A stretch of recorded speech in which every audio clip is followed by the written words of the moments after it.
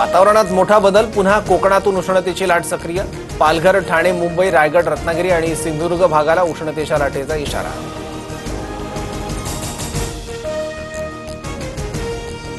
मुंबईला पाणी पुरवठा करणाऱ्या 7ही तलावातील पाणीसाठा एप्रिलमध्ये 33%वर। मुंबईकरांवर पाणी टंचाईचं सावट। वैतरणा आणि भातसामधून राखीव कोट्यातील जलसाठा देण्याची मागणी।